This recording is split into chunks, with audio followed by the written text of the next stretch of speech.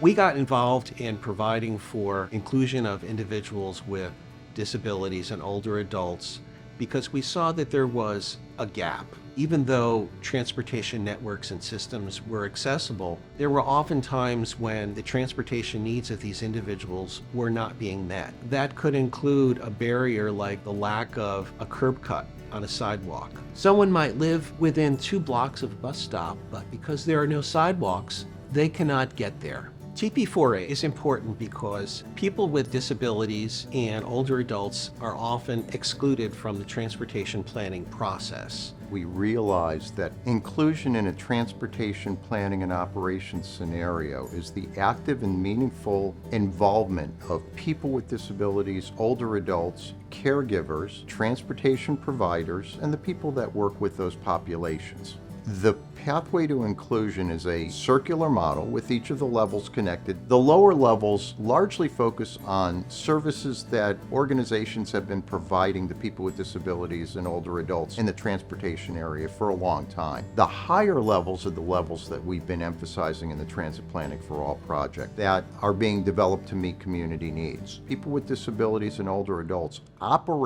coming into the operations of the programs, they're sitting down, they're planning the programs. They're not there as representatives of an organization. They're there as a service recipient wanting to make a difference in their community. Over the past 10 years, we've supported over 40 demonstration projects in which we have funded the deployment of inclusive transportation projects.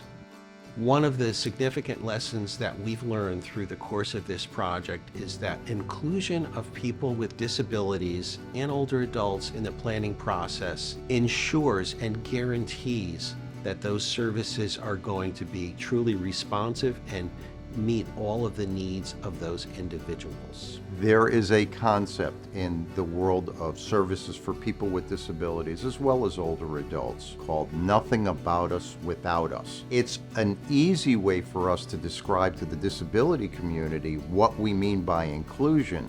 Over the past 10 years, one of the indicators of the success of the projects is the level of satisfaction of potential users and riders of the transportation systems. What they have to say is important, and that's one of the things that we've asked our grantees to measure is, do the people who you are including in designing your programs feel that they're being listened to? Because that's where leadership and decision-making come from. This year, we will be launching the National Transportation Accessibility Center, or NTAC, which will focus on dissemination of the best practices and lessons learned relative to inclusion of older adults and persons with disabilities.